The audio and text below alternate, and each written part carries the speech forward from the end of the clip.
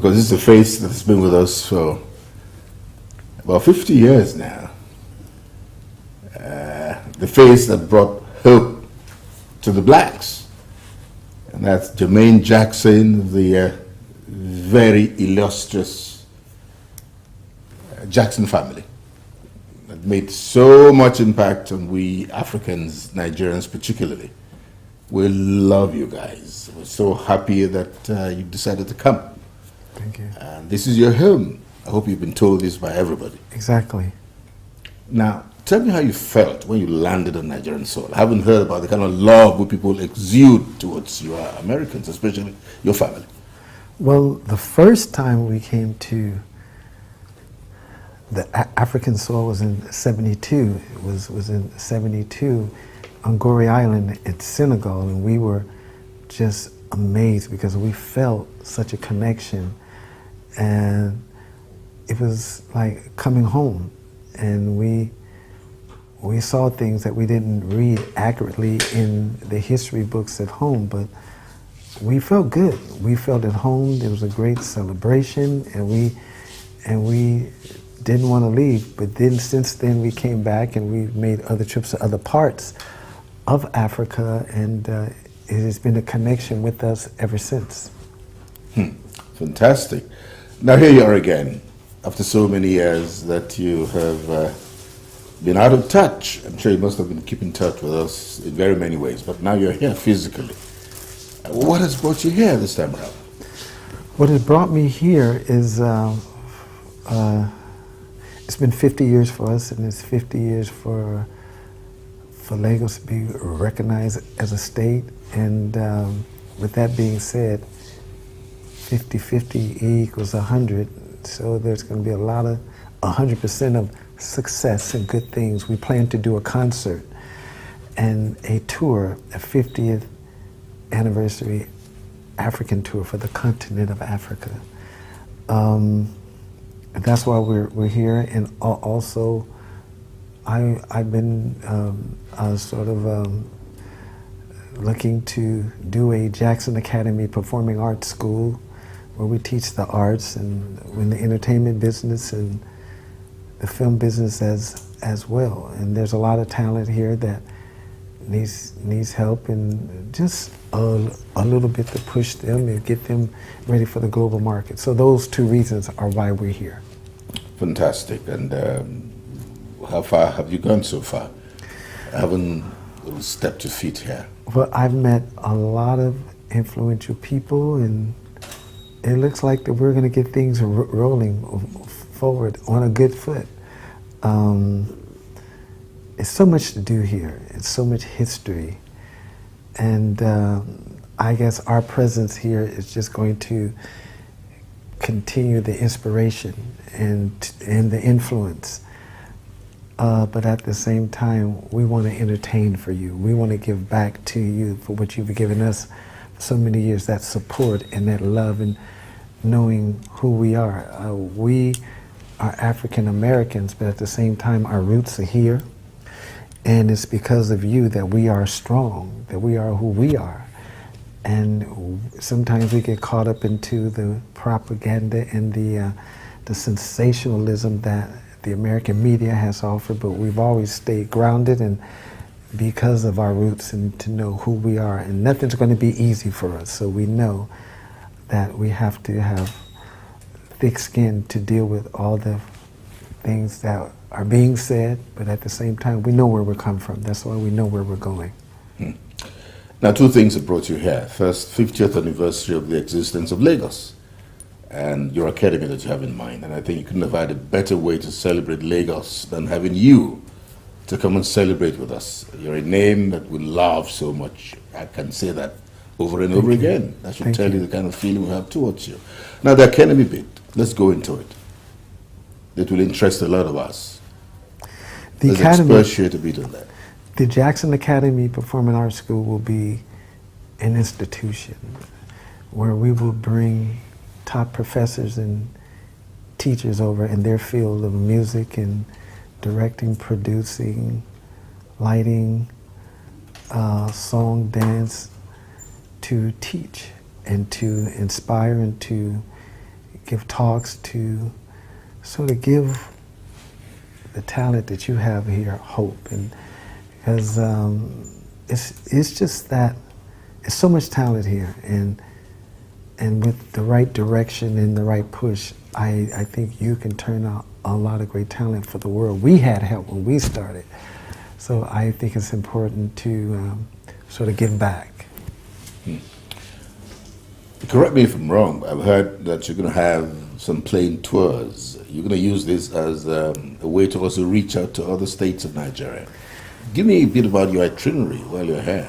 Well, to start off here in Nigeria is really important because you have a new leader, a new president that I'm very excited about. I got a chance to meet Her Excellency. She's a wonderful human being, and I met the daughter, and we had a very good talk, but besides what we spoke about, it felt good. And I'm very happy to know that Nigeria has someone who cares about the people. I've always been interested in seeing a new Africa. I know a lot of your past leaders. You go way back, and I know them. I've sat with them. I've been in their homes. I've been with their kids, and I'll just say it's time for change, and it's time for someone to show people that they care. And I think if this is the start of a new Africa right here in Nigeria, in Lagos, it will flourish to the rest of the continent. And then that will give that feeling of cutting that umbilical cord between Europe and here, and you standing on your own, because this is a very rich, blessed nation. It's Africa that built Europe, that built a lot of the world. And the world has taken so much from Africa, and it's time for them to give back. But I'm very happy about His Excellency Buhari. Yeah. I haven't met him yet, but I just watching the whole situation unfold back at home on the news, and I wanted him to be the leader. He's a Muslim, so am I, and I think he's going to do well. I think you're going to be very happy with him. Okay, well, that's fantastic. As we go on, we might come back to that. But the younger generation will not forgive me if I fail to ask you to rewind, to go back in time and tell us how you guys began. And how we started? Yeah, the defining moments of your career. Most of those who see you these days are the younger ones who just read about you. Well, we started, my father was a musician, and he had a guitar, and he would tell my mother, he would say, "Kate, when I leave home, I don't want those boys playing my guitar." And so, like, kids, you don't tell kids that because they're going to do it anyway. So Tito, my brother Tito, went in my father's closet and got his guitar, and he was playing it for at least a good 6 months. And my mother would say, "Honey, your dad's going to be home in about 15 minutes. You better put that guitar up." So, right close to my father get home, Tito would put the guitar up. One day he broke a string on the guitar, and I said, wow, we were all afraid. And my father picked up his guitar, he saw his string broken, and he said, "Who's been playing my guitar?" And Tito said, "I have." And so he was going to get a spanking, but then Tito said, "Let me show you what I know how to play." So he started playing some Motown music, and we started singing and getting involved, and that's how it happened. But it was just me, Tito, and Jackie, and we wanted to be like the Isley Brothers, because there were 3 of them and 3 of us. And during that time, Michael and Marlon were too little. They were running around in the room playing with cars and stuff, begging to be in the group, and we said, "No, you're too young." Then all of a sudden, Michael started doing the James Brown and dancing and things, and so we finally let him in the band, and that's how we became the Jackson 5. Another thing that will excite us, we Africans, Nigerians particularly, is that when you guys came on the scene, before you came on the scene, there was this demarcation, this dichotomy between the blacks and the whites. But you guys broke it. How did you do it? Well, we never felt that there was a competition because we didn't look at somebody else's competition. We just knew that we were going to go out there and shut it down. And when you know you're the best and you had the right training and you prepare, preparation is everything. There's nothing you can't do. And we were raised to admire James Brown and Temptations, Joe Tex, Smokey Robinson, The Miracles, just Sam Cooke, some of the greatest. And so having that, growing up and wanting to be like these people, even Ray Charles, when we got on that stage, we never lost a contest. And we always mesmerized the people because we put the hard work into it. And that's a lesson to be taught. It is like my father, when we were very young, he would teach us this mind thing of just see it in your mind, think it, believe it, make it happen. And that's what he would do to us, and we never understood that. He said, visualize it. You can see it. You can do it. And so when we came out to California, my father's whole thing was to keep the family together. And I look at that as like a tree. The root of this oak tree is my mother and father, and the branches are the different brothers and sisters, and his job was to keep us together. And knowing now we're in Hollywood with the vultures, the attorneys, the lawyers, and the accountants, and the this and that, and they didn't look at the tree as a beauty for its whole. They looked at the tree for their own selfish greed to take a branch here and there. My father's whole thing was keeping us together. But I will say, we had a lot of success because we were very fortunate to hook up with Berry Gordy, who introduced us to the world. It's the Jackson 5. And there were 4 #1 records, and that's never been done before, ever. A band that's unknown to come out to have 4 #1 records, and 2 of them knocked the Beatles out of #1 spot. And then after that ran its course, the brothers were wanting to go to somewhere else, and I said no, because Motown introduced us to the world as the Jackson 5. They wanted to go on to Sony. And Sony was saying, well, we're going to make you like the Beatles. I said, but we're the Jackson 5, and we already knocked them out of the #1 spot. So they went on to Motown. I stayed, and it was a lot of questions. Well, he stayed because he was married to the boss's daughter, and that wasn't true. I stayed because I felt, I'm a very loyal person. I felt since Motown introduced us to the world as the Jackson 5, that's where I wanted to stay. And then after that, Michael, there was a situation where the play came up, The Wiz, and it came through Motown for Michael to play the Scarecrow in The Wiz. So Berry Gordy calls him and say, do you think Michael can play the Wiz? And I was so excited for him. I said yes, because Ben Vereen during the time could have played it too. And so when Michael did The Wiz, and he played the Scarecrow, that's where he met Quincy Jones, and they did Off the Wall, Thriller, and this and this. But what happened was, in the home in California, Michael never forgot, and we still never forgot when my father said, think it, see it, believe it, make it happen. He wrote Thriller on his mirror, the most albums ever sold. He looked at that every day when he woke up, when he went to sleep. And that became a reality. To this day, it's the biggest selling album ever. Now let us take a look at the new generation musicians. You guys, when you came on, it was a different ball game altogether, but the entertainment industry has continued to evolve. Very dynamic, and I'm sure you know this. Draw some parallels between your time and what you're seeing these days. Well, what we're seeing these days, we see our influence every day from kids. The only difference is technology has taken it where the true musician has been robbed of his job because you can push a button and the drum machine plays for you. You can push another button and you have a program, and you can program things, and there's a synthesizer that does the strings, so you take the violin players out of the... We also have been robbed of the naturalness of yes. these performances. So when we started, it was important to play an instrument and to sing and dance, and you're not going to... We were always told, you're just not going to sing, you got to move, and you got to perform, you got to entertain. The artists today, they're very good, but they're not picking up instruments, and and they grew up in this age of technology, so they're used to the electronics and the this and the that, and that's not true musicianship. It's like there was something about those songs where you had real musicians that playing, you can feel. Now everything is so perfect that it's taking the feeling out of it. It's so perfect tempo, and it's perfect sound, and it just takes the feeling out of the song. I can tell you, you can say that again. Everybody says that, and that's why we have a lot of respect for those of you who can play as many instruments as possible. How many of these can you play? Well, I started out playing bass, and I write songs on the piano.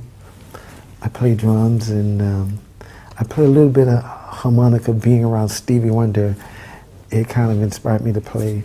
I played harmonica on a few of my songs, but I basically play bass. I basically play bass and piano. Now, let's get back to 50 years of Lagos that has brought you here primarily. Give us an idea of what we're expecting from you, from your own perspective. Well, we want to come here and sort of show you where we get our roots from, and show you that we've never forgotten who we are and the connection that we have with you. Drums, years ago, was a means of communication, and drums started here. And it's the beat that says something. It does something to your body. It makes you want to move. Mike used to always say, God is using his body as a tool. God is using his body as a tool, and he moves because God inspires him through the music. But it all starts here, and so we want to give Lagos, Nigeria, what they expect of us, and that's an incredible performance, and that love, that connection back and forth, and that smiles, and just let them know, hey, we are you, you are us. We've lived in the States, but we're still connected. There's still a connection. You're going to give us the last word now, and Nigeria, we've been going through all kinds of problems because we've put our eggs in one basket. We've been in a monocultural economy, depending on oil almost all our lives. We're just thinking to go beyond oil now. I mean, America has made so much from entertainment. Give us an idea. What kind of things do you think we should be doing, to make it big in entertainment? I mean, we can see the performances, but how can we convert that to money, which we're lacking now? I think to create a strong nation, you got to educate the people, and you got to give them the chance to be themselves and speak out. There are a lot of answers, and at the same time, there are a lot of questions that need to be answered, but I think the youth today can show you a way to peace and to prosperity. The old regime is going out, the new world is coming in. At the same time, no matter whether you're old or new, you have to have the passion in your heart to care for the people and to see a change. Greed has played a big factor in corruption, not in just Africa, in many parts of the world. And we can't lose the sense of caring for each other and knowing that there is a God and we have people.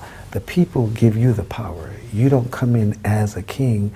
If you don't have no one to rule over, what power do you have? It's the people that give you the power. I think if you learn from your mistakes and you just get someone like a Muhammad, who I feel him, who wants to make a change, and it's not going to be easy, it's going to be hard, but at the same time, the people will feel that he cares for them. And when people feel that you care about them, they would do for you. And that's how things can be better. Well, I want to thank you very much, and leave us with this. I don't know if you want to sing us out of this. Any of your favorite songs that you think we'd like to hear ourselves before we go to the main stage? Lagos at 50. Let's make this a preamble to it. I'll just say this, with knowing how powerful Africa is, and knowing that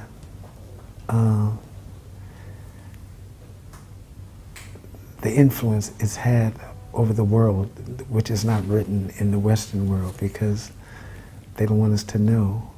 But we travel, we know.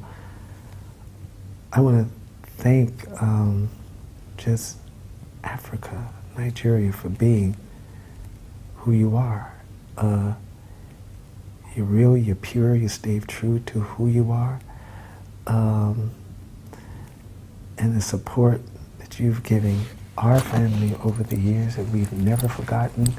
We've never sold out. We've never forgotten our brothers and sisters here, and it makes you proud because we have a homeland. We come from somewhere. We don't come from America. We come from here. Whether we were taken against our will or not, this is home for us. And